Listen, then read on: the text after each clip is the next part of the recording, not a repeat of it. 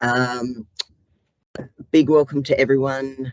Thank you very much for attending today. It's great to see so many people online. Who knew so many of us were secret data nerds?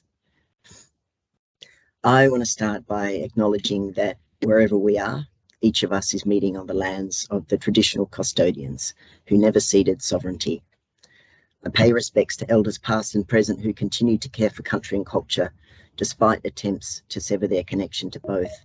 And I welcome any members of the Aboriginal community who are with us today. 2021 marked the 50th anniversary of Aboriginal people being counted in the census after a successful referendum to have them included, one of only 8 successful referenda in this country out of 44, and passed with a whopping 90% in favour across the country. Of course, that point didn't mark the end to discrimination and injustice for First Nations people, both of which continue in shameful ways throughout Australia.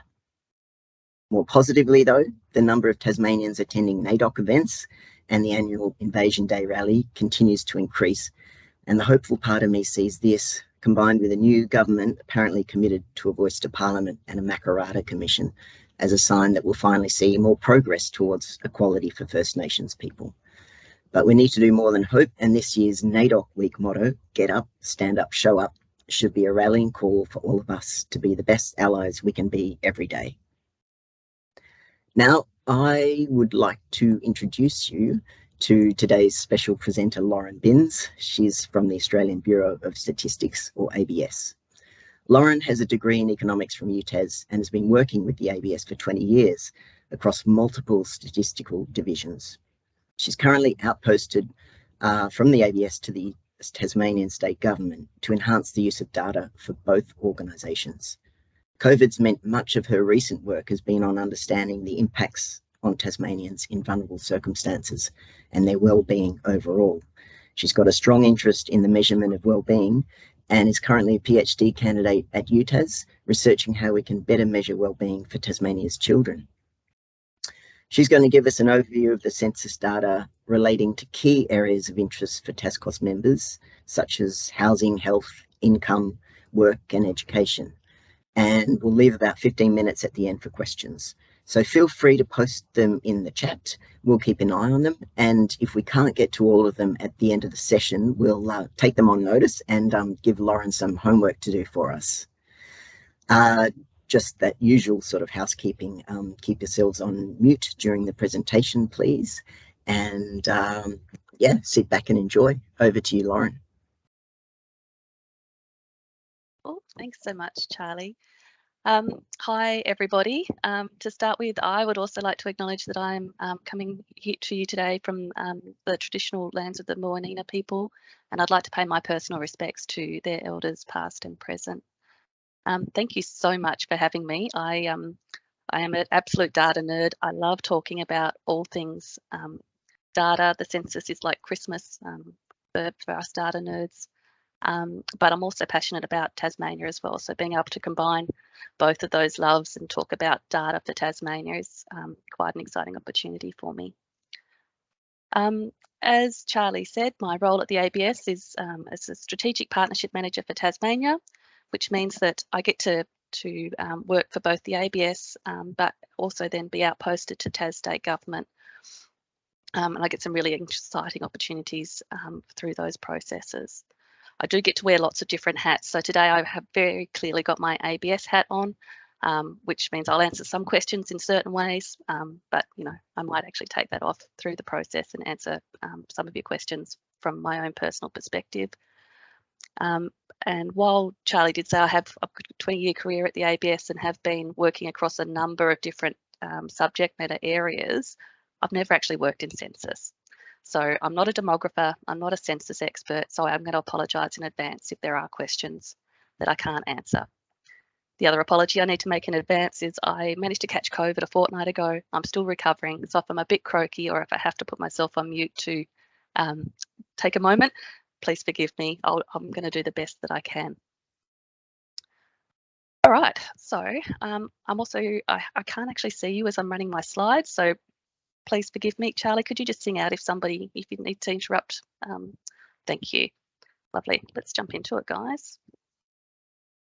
So a bit of a background around a census, what it is, why we conduct one, and when this particular one was conducted. Census is a great word that says we have a look at an in-scope population and we try to get a response from everybody in that population. We conduct these, they're quite expensive, elaborate things to do, but they are really critical sources of information at a really detailed level. So it's one of the only places where we can get information by people at sort of suburb level.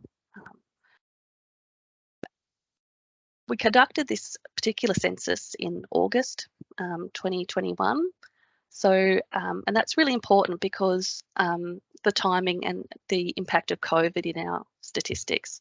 So we know that there will be certain data produced by the census which will have a really clear impact, like our second release comes through, information about how we travel to work will probably look a bit different to it than it has done in previous censuses. But it also means that we get a clear picture around this disruption that a number of other countries had put off holding their censuses through the COVID pandemic period. But we decided to go ahead with it because we think it's just as important to get a really clear idea of life in this disruption time, just as much as it is when, in other more normal circumstances. So I just wanted to flag that we might need to keep in mind the impact of timing when we look at some of our statistics. We were travelling less, we were at home more. We might see some of those things come through. The other thought before we jump into the actual numbers for Tassie is to talk about some of the quality information for this census. Tasmanians, the number of people who usually live in Tasmania, 96.3% of us responded to the 2021 census, which is up from the 2016 census where we had 95.2% of Tasmanians responding. We were winning the state territory race there for best enumeration response rate, but South Australia pipped us to the post right at the end. The second statistic around quality that I thought I'd flag for you is our 1.6% net undercount rate.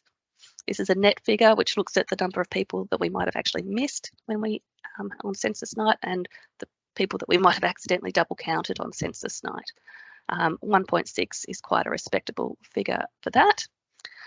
And then the third quality metric I wanted to flag for you was that 61.3% of people who usually live in Tasmania completed their census form online this year. So that's a considerable step up from 2016, where only about 45% of us completed online, and 31.1% in 2011. So we are moving more to online completion across the state. Okie dokie, so some of the summary material for Tassie. We measure population in the census in two ways. So we count the people who are in a specific location on census night, so that's by place of enumeration, and we also measure people who would usually live in that location on census night, which is by place of usual residence. So the numbers that I'm going to be talking about here today are all by place of usual residence, and for Tassie, census 2021, we had 551,571 people that called Tassie home, which is an increase of 9.3%. In the census, we counted 258,611 dwellings, which was also up by about 7%. Nearly half of our Tasmanians live in the SA4 region of Hobart, 247,886. And then the rest of us were distributed around the state. There are a couple of slides where I have tried to look at our population by more detailed geographies, and hopefully some of them will be quite interesting for you as we go through. All right, when we look at Tassie's population by age, we can see that we are still one of the oldest jurisdictions in the nation. However, we've seen this age profile change significantly in the most recent lot of census data. So we've had a big increase, people aged in their 20s and 30s, which I thought might be interesting for us to dig into a little bit deeper. So that's what we're going to do on these next couple of slides. The 4 graphs that you can see here I've taken from our estimated resident population, ERP. This publication sits alongside our census data. It's our official measurement of population. We use births and deaths information, interstate migration, which relies on sort of Medicare address information, and international migration, which uses passenger card details as people move in and out of the country, to update the information between our censuses. Sorry, just going to move my slides down a little bit. So we make sure that the estimated resident population matches the 2 censuses, the endpoints of the previous census and the current census, through a process called rebasing. And we revise the 4 years in between censuses if necessary to make sure that those endpoints match up. So here I've pulled out estimated resident population data for the last 15 years, and I just wanted to point out a couple of really interesting features. So this particular, that peak down here at the bottom of our baby boomers, we can see that hasn't changed very much in profile as we move from 2006 to 2021. That peak has just got 5 years older as we go through. However, this second peak of people who are teenagers in 2006 has got flatter as we move through, presumably through interstate migration, until suddenly we get to this peak here in 2021. So this new peak is a really interesting finding that I thought would be great to dig into a bit deeper for our presentation today. And the spoilers are it's a migration story. So last 2 charts from the previous slide, just in a little bit more detail, a little bit bigger here. And if I overlay this ERP data with census information on country of birth, we can see this story really clearly. So what we can see, that peak that has arrived people in their 20s and 30s is largely being driven by people who were born overseas.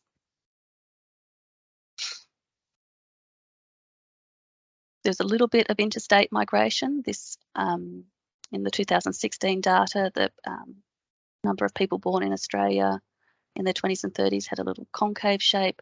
It's flattened out, so there is some interstate migration going on, but the predominant driver is international migration.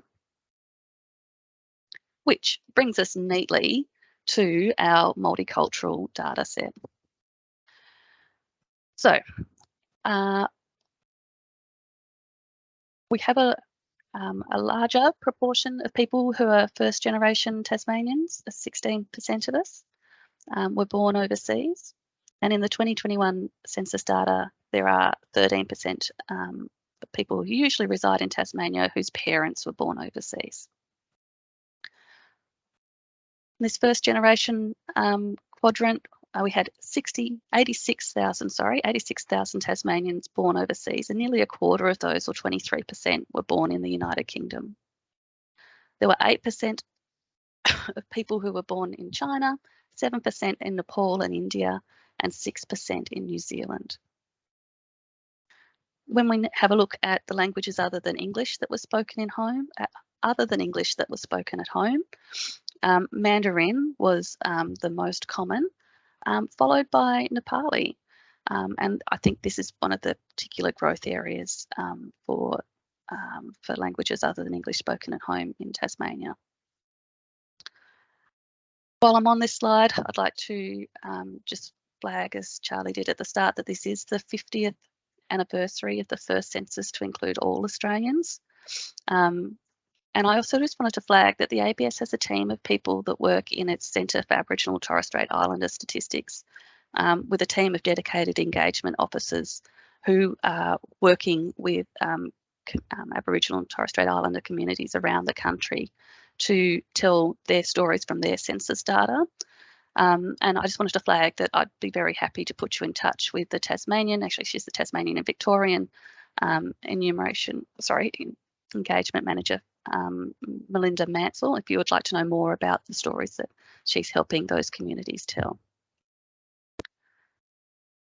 Right, let's move on then to some of the other juicy data that I thought you might be interested in, starting with income.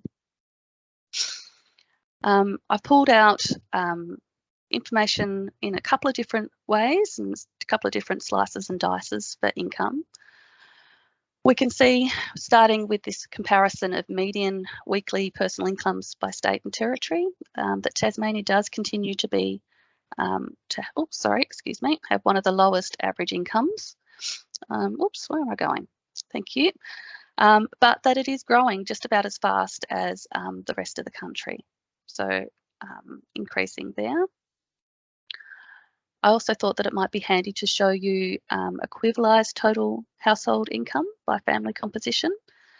So many of you would be aware that equivalised means that we're taking into account family composition in these statistics, and this is a household income figure rather than a personal income figure. And when we look at this data by family composition, we can see some pretty clear differences here too. My very rudimentary indication of where the median is here at the 50% mark shows us that one parent families have a much lower median income than lots of others, couples with children and couple families in particular. I thought it also might be handy to have a look at our personal income by region. So these are SA2 regions, which is quite a detailed way of looking at Tasmanian population. And what I've done is sorted these regions by their median weekly income.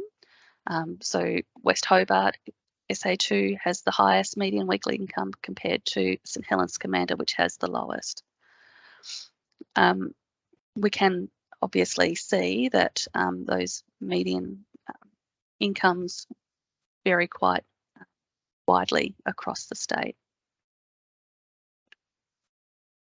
I've pulled out a couple of, on the left-hand side of this graph, just a couple of the highest median income SA2s. So we can see West Hobart, Cambridge and Lena Valley, Mount Stewart there on the left, and compared them with some of the lower median personal income SA2s on the right. So Forster, Tasman, Beauty Point, Beaconsfield, Ravenswood and St Helens Scamander.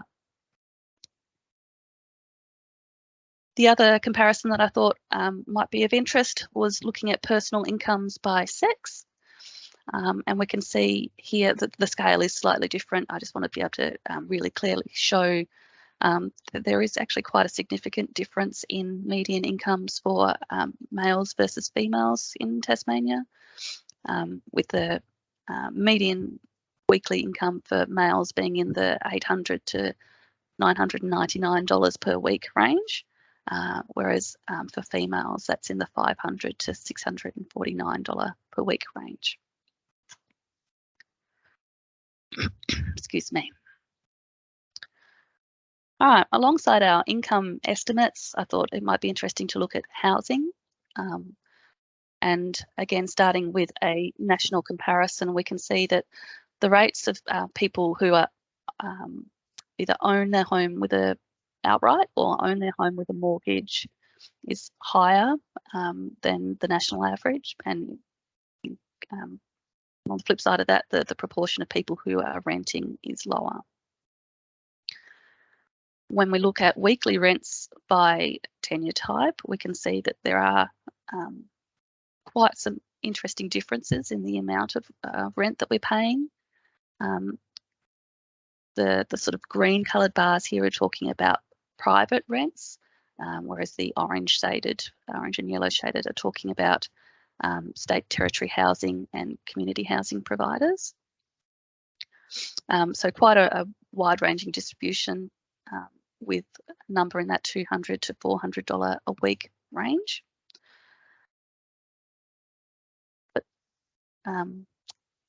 when we look then at how people in those different tenure types are going in terms of being able to afford housing, we have a new indicator in the census talking about the proportion of households where their rents and mortgages are more than 30% of household income by tenure type. Those of us owning with a mortgage, only 9% of people in that category were paying more than 30% of their household income on mortgage repayments. But there is a much larger proportion of people who are renting who are paying more than 30% of their household incomes on rent payments. And that proportion is significantly higher for people in the community housing provider space. When we look at that same data by family composition, so this is still talking about the proportion of households where their rent and mortgage repayments are more than 30% of household income, we see quite stark differences in terms of family composition, in particular one-parent families. Nearly half of one-parent families who are renting are paying more than 30% of their household income on rent payments.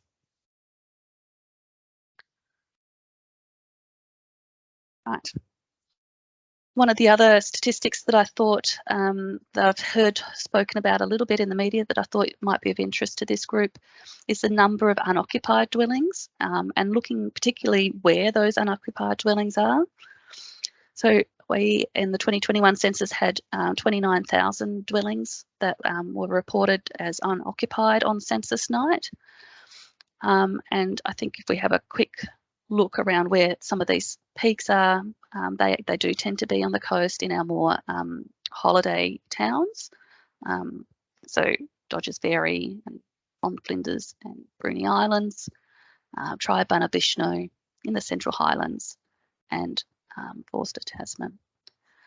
So again, that goes back to that point that we made right at the start about undertaking a census in the middle of a pandemic. We were staying home more, we weren't travelling around as much. And so it's not unusual to see these dwellings in these types of locations being unoccupied on census night.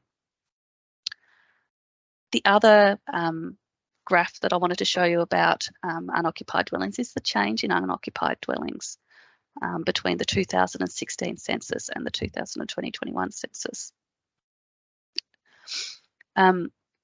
Nearly every SA2 has shown a decrease in the number of unoccupied dwellings across the state. There were a couple of exceptions, but largely the change in unoccupied dwellings has fallen.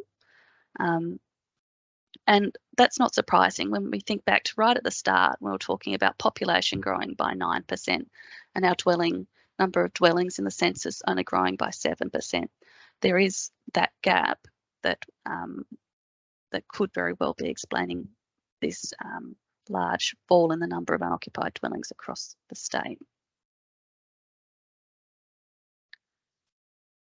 Right, I am flying through these. Sorry, guys. Hopefully we will have lots of time to unpack some of the interesting numbers as we go through.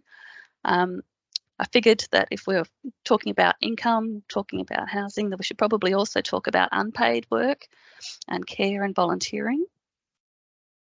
So this particular chart, I've pulled out a couple of statistics from the census that are looking at unpaid work and care, and I thought it'd be interesting for us to put a sex gender lens over this. So we can see that around 25% of Tasmanians undertook some unpaid childcare, with a larger proportion of that being undertaken by women. We have both men and women reporting a large proportion of unpaid domestic work around the house. But when we look at who was doing more of that, we can see that female Tasmanians are doing a larger proportion of more than 15 hours per week.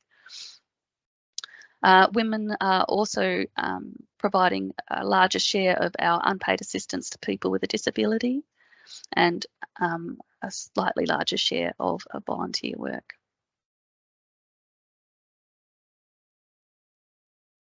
Right. So one of the questions that I'm quite excited to share with you is one of our new questions that we've added to the census in 2021, which is around long-term health conditions. This is the first time we've asked a question about long-term health conditions, and the real driver behind that is to try and get an understanding of the regional distribution of this. My census colleagues have asked me to confirm for you that the National Health Survey is still the gold standard when it comes to measuring health outcomes for Tasmanians, but this question is going to be a really useful one for comparing small area and different groups within the population. So you can see here that Tasmania has a higher proportion of people who have reported having arthritis. And again, that's not surprising if we think back to the start with our older age profile. Seeing this number being larger than the national average is not that surprising.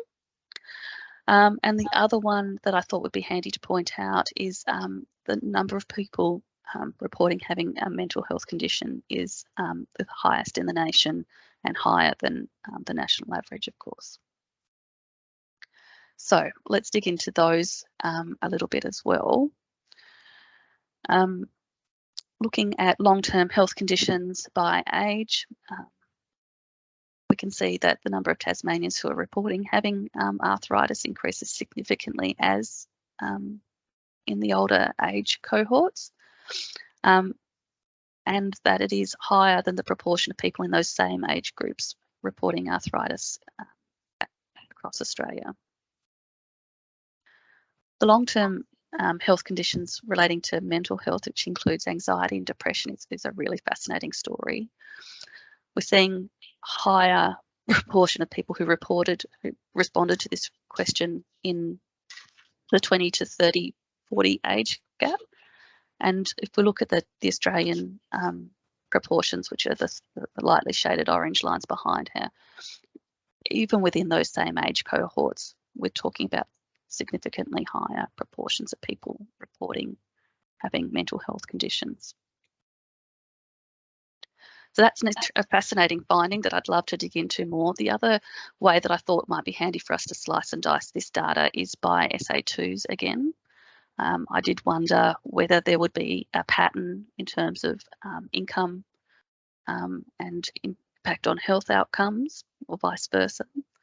So again, I've ranked our SA2 regions here according to their median income, with West Hobart the highest median income on the left, St Helens Scamander the lowest median income on the right, just to see how that proportion of people who are reporting having these long-term health conditions played out.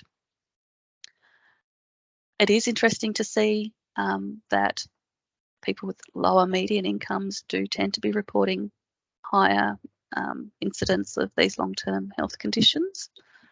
I do wonder if there is the age impact playing out in some of these regions as well. But it is an interesting finding. In terms of asthma, it does appear to be relatively consistently reported across all SA2s, with some interesting peaks. Ravenswood here is standing out on the right-hand side. Again, I do wonder if there's a higher proportion of younger people living in some of these regions that have slightly higher incidence reported. The number that I'm fascinated by is long-term mental health conditions.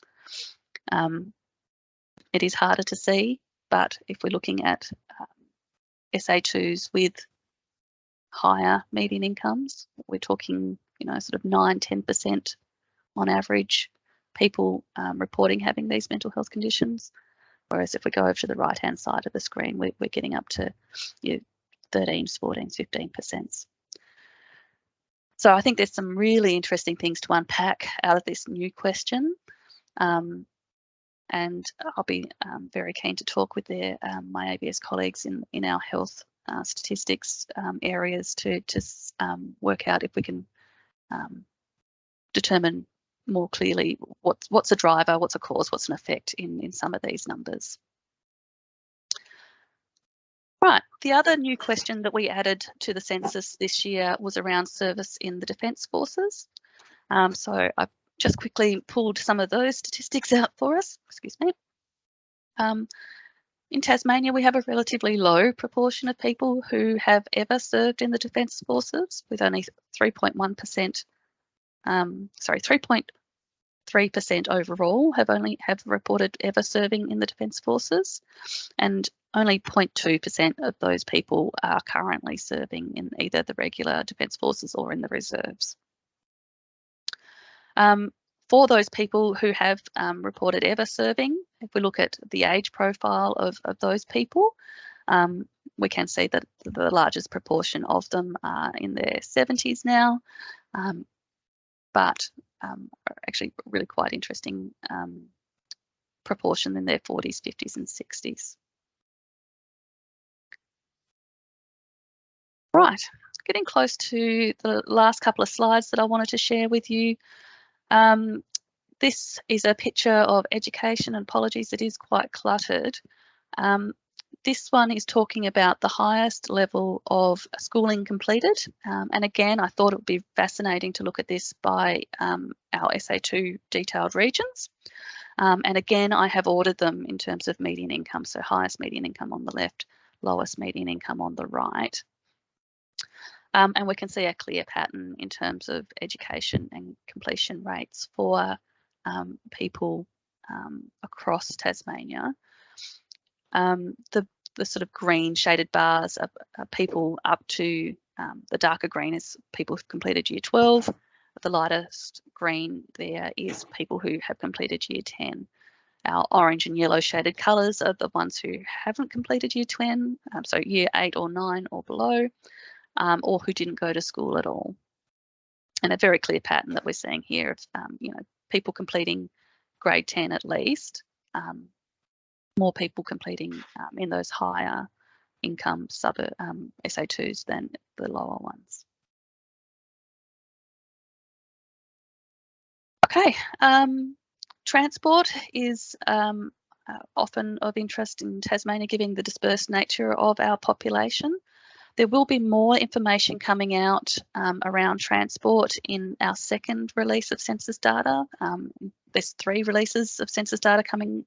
We're starting with the profile demographic information here, but the items which take a little bit more analysis will be coming out in the second wave, and then the ones that require some really in-depth analysis, things like our CEFA and our estimates of homelessness will come out in a third wave, which will be in early 2023.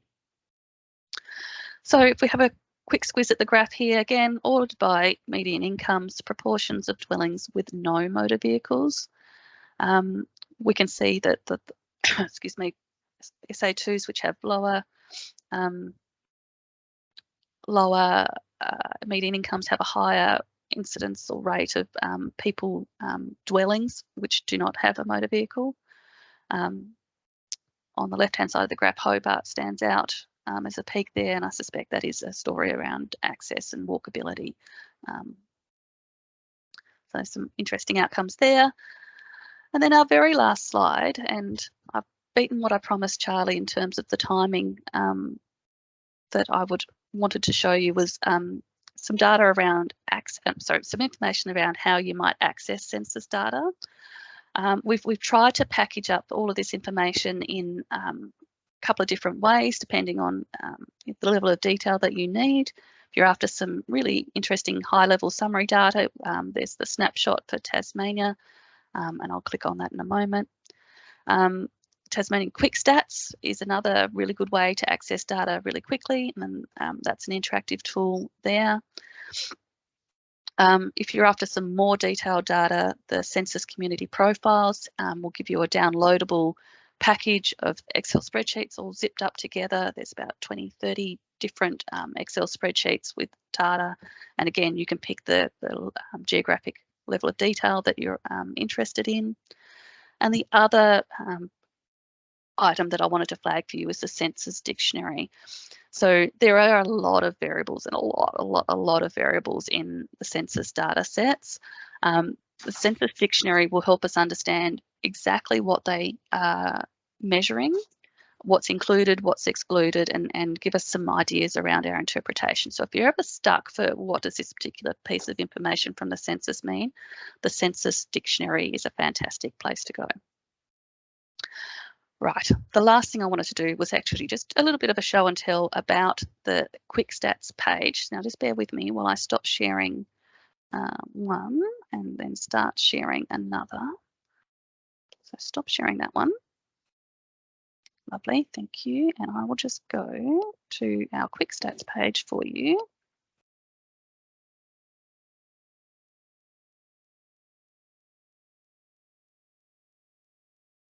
Start sharing again. Share. Window. Choose Quick Stats.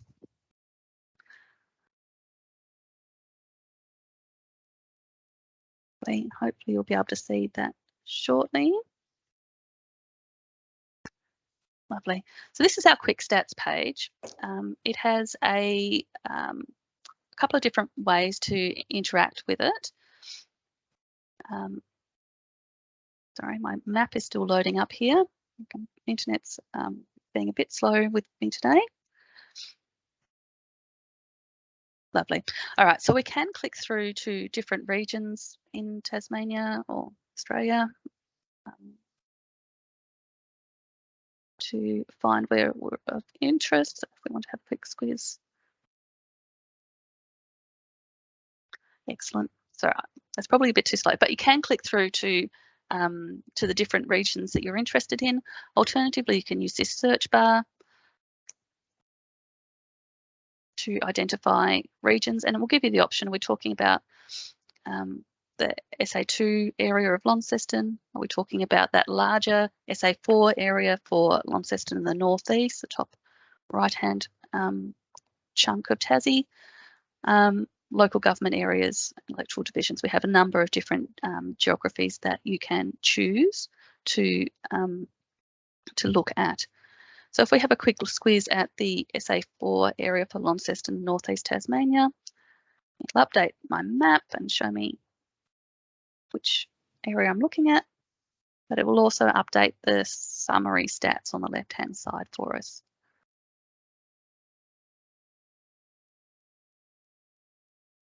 Lovely. So the map's updated, summary stats are updated. And if you scroll down, there'll be twisty headings about lots of the different areas that we've spoken about today. Some comparison information as well. So we can compare Launceston to Tasmania and to Australia for population stats by age, marital status, lots and lots of different information there. Excellent. So that was, just wanted to flag that there is a wealth of information available. There's a wealth of information there that you can access that way. And I'll just go back to my last slide. Sorry, sharing that one. Back to my presentation and start sharing that one. Thanks for bearing with me, guys.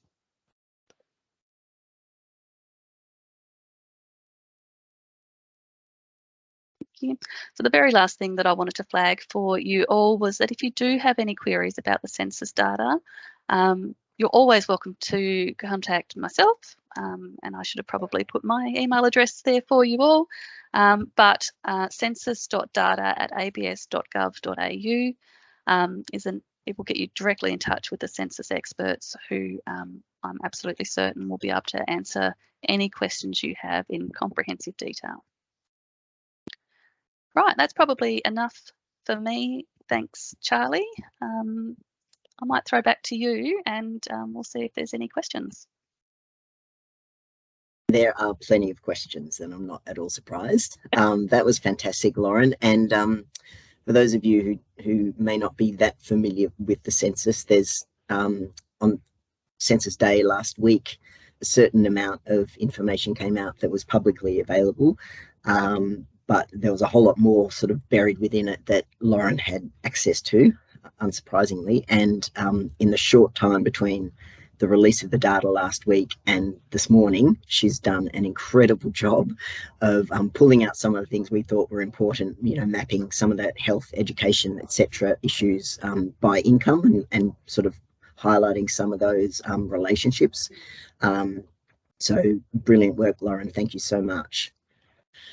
Now, what I'm going to do, there's a bunch of questions in the chat, so I'm just going to go through those top to bottom, and feel free as we go to raise your hand or add more questions, and we'll tackle them as they come in.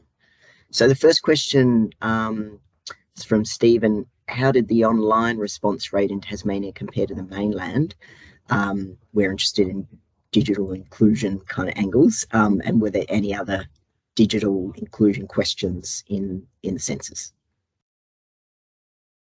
Right. So I think across the country we saw more people responding online, so that's a definite plus. I don't have at my fingertips the exact number. I know that we often are one of the lower number of people responding online to the census. I can dig those numbers up for you. Actually, I probably should have had them out. What I did do was pull out the number of people who have responded online by SA2. It's not in here. It is also fascinating, and I might add that one in for us as a sneaky little look before I send around the slides. There are obvious differences in regions around Tasmania for people who have completed their census online. Unfortunately, it's not a great way of talking about digital inclusion. It's better than nothing, absolutely better than nothing. But because we have a number of different enumeration strategies with the census, it's not a perfect indicator of how digitally literate we are in those regions. So we did, particularly in Tasmania, we did send out hard copy forms to people in a number of regions around the state. And the access to a hard copy form could have influenced people's decisions to respond. It's always fun to get your pen out and fill in a form about yourself. That might just be me. So we think that might have influenced online completion rates. And the fact that a household has completed their census form online doesn't actually mean that everybody in that household is digitally literate. Could just be one of the children who have jumped on to do it for the family, on behalf of the family. So there's some caveats around those numbers in terms of digital completion and its relationship to digital inclusion. But as I said, it's better than nothing, and I'm happy to put those numbers by SA2 in the data set. Oh, sorry, the second part of the question. Yes, second part of the question was, do we have anything else from the census around digital access? And no, and this might actually be partly answering a question that I thought Charlie was going to ask me right at the start around what would I have in the census if I had my chance.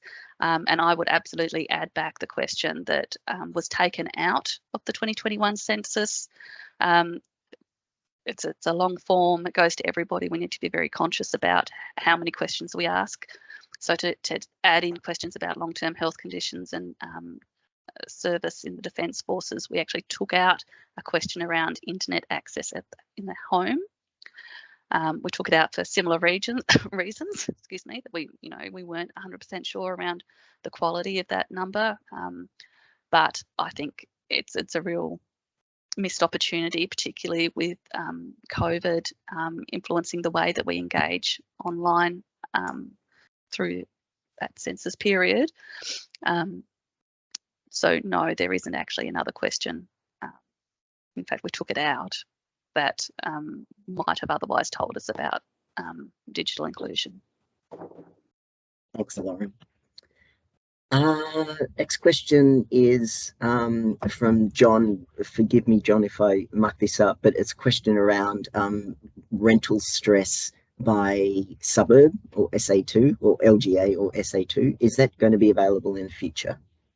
Yes, it's available now.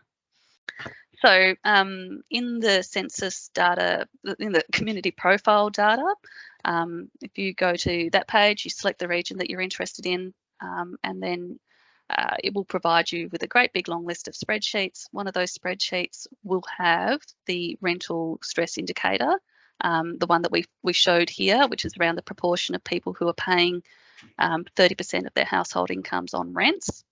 That data is already available. Well, thank you. I might at the end invite responses, or if people want to have a think about if we want to engage Lauren to do a little workshop on pulling that data out for us. That might be, yeah, you're excited about that. Cool. Always excited about anything data, Charlie, you know that. And question about young carers. Was there a question in the census about those under 15 who are doing in caring roles? So not a specific question, but yes, we will be able to have a look at the proportion of people who have reported being in a caring role by age. So I didn't pull that particular data, that slice and dice of that particular data, but if we think about the slide where we had proportion of people who are doing childcare and domestic duties and caring responsibilities was one of the data items on that in that chart, we can further interrogate that particular question and look at it by age. So there will be data around about people who are in younger age cohorts who have caring responsibilities. Thank you. Now this is from Al. Some of the charts seem to have overlaps, e.g. Burnie, Ulverston, that could include other parts of those areas. Is it deliberate, and is there a simplified version of the data? Okay, so I suspect it might be a naming issue rather than an actual real life overlap issue. So one of the things that's quite important to my ABS colleagues who work in our geospatial area is making sure that their geographic classifications are both complete and mutually exclusive. So they spend a lot of time and effort making sure that each region covers the right amount of people, but that there aren't any actual overlaps. So in the naming of it, we might say, you know, there might be a boundary that runs halfway down through Burnie, for example. So we'd include it in the naming for both of those areas, but absolutely 100% certain that there will not be overlaps between those two areas. If you wanted to look at simpler regions or ones that aren't as with fewer regions in it, then we'd pick a different level of that classification. So you might like to look at SA4 regions, for example, which has there's 4 of those for Tasmania, one in Hobart, one in the southeast, one in the Launceston in the northeast, and one west and northwest. There's other classifications for LGAs and suburbs that those different classifications will overlap sometimes. So we maintain a hierarchical classification for the ASGS. So each of our SA1s will add up to an SA2, and those will add up to an SA3, and those will add up to an SA4, which will add up to the state. But then we do have other separate classifications like LGAs, which are distinct and for different purposes. Great. Hopefully that's clear. But follow up if you need to, Al. Homelessness data for Tasmania and by region, I believe that's coming out in early 2023. That's correct. So yes, it just takes a bit of time for us to make sure that we've got all of the information really clearly worked through for homelessness. It's a harder group of people to enumerate, to actually get to ask information and collect the census data from, and we just need to make sure that we take the right amount of time to make sure that we get those estimates correct. So yes, it will be coming out in our third phase of census data, which is scheduled for early 2023. Lauren. Reported chronic disease numbers seem low from this person's, James Harrison's, perspective. Any response to that, Lauren? Look, I suppose my standard response would be along the lines of the information that we spoke to when we were looking at those slides, that it is a self-enumerated question. So we are relying on the people as they're filling in the form to actually to nominate whether they have a health condition or not. So there might be some people who don't want to put that information on their census form. There might be people who have ticked that box on the census form when perhaps, medically they might not have actually been diagnosed with that issue. So there's both of those possibilities exist, which is why my census crew would be saying that the National Health Survey is the gold standard when it comes to information on health and health conditions. That has a different interviewing technique. We have people working directly with the respondent to work through all of the ins and outs and conceptual definitions of those conditions. So I can't comment specifically on it being low, but I would say the gold standard is the health survey. Thank you. I've just chucked a link to that in the chat for anyone who's interested. Disability cohorts. Jane, I'm not sure if you're thinking about by age and region, etc. Anything more to add there, Lauren? So the standard question that I'd normally look to if we're talking about disability would be the proportion of people who require assistance with core activities. I did have a small snippet of that information in here. I didn't actually talk to it because I got so excited about the long-term health conditions new question. There is some of that information in the slide, but yes, absolutely, we can. There is data already available which looks at people who have reported a need for assistance with core activities by age, by region. There will be further information available, and I'm happy to help navigate to that if you need assistance. Excellent, thank you. The next question is about literacy rates. TASCOS has been doing some advocacy on this. It's not related to the census, but Lauren, there's no questions that capture literacy, is there? Not that I'm aware of, no, sorry. And I agree personally, take my ABS hat off for a moment. I think that that might be something that we would want more information on. And actually, when we talk about health conditions, and I've got a gold standard that I can refer to here, and we talk about, income, and we've got the survey of income housing as a gold standard that I can refer to there. Literacy, I actually don't have an alternative that's a gold standard at the moment. We only measure literacy at a national level and very infrequently. So it is something of a bit of a data gap from my personal perspective. That it would be great to see some more information come to light about. That's timely because there is an international study that that captures information at country level and also ideally state and territory level. It appears since that study was last done in 2011, which is when that figure that we use in Tasmania, 1 in 2 Tasmanians don't have functional literacy. That was last done over 10 years ago. They're currently collecting data again for that, but in their apparent wisdom, the previous federal government decided not to fund Australia's contribution to the degree required to get meaningful statistical data for Australia and Tasmania.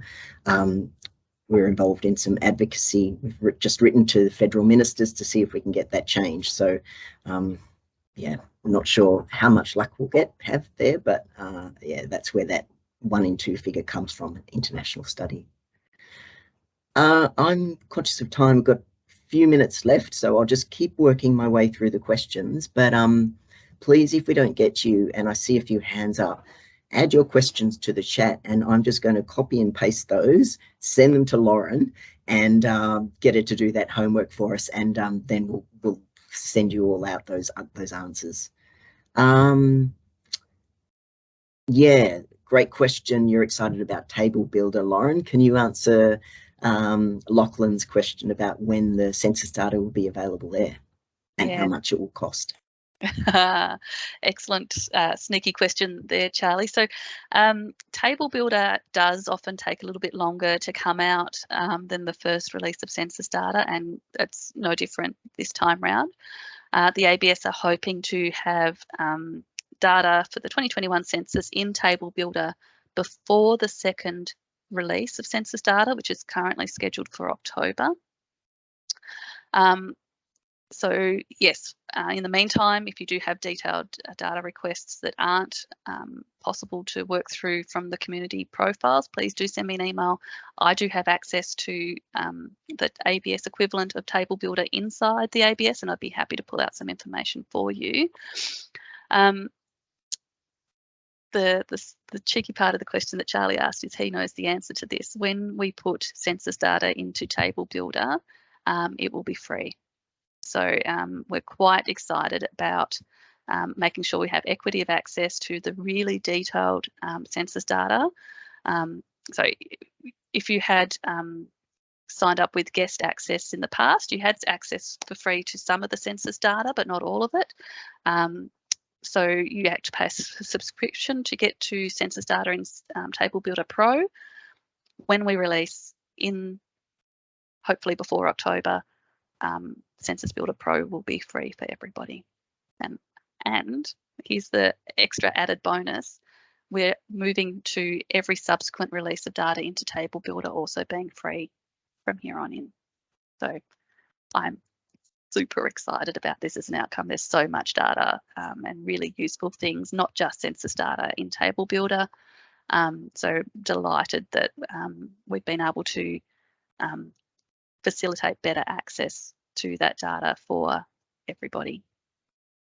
That's brilliant, excellent news. And yeah, I think I can drop you in this, Lauren, that you might be available to give us some lessons in Table Builder at some point. Yep, absolutely. Excellent. So that again, part of the role that I'm in is not only supporting Tassie State Government, but supporting the people who work with Tassie State Government to increase their data capability, helping people navigate Table Builder and work out how to pull their own information out in a way that meets their own needs is something that absolutely fits in my remit and something I'm delighted to be able to help people with. Thank you. Now there's a hand up there, Stephen. Do you want to jump in with a question? We might make this the last one, and then we'll let Lauren go. Sure. Thanks, Charlie. Thanks for the presentation, Lauren. One of the COVID impacts was that a number of households on low income support payments received supplements and additional payments.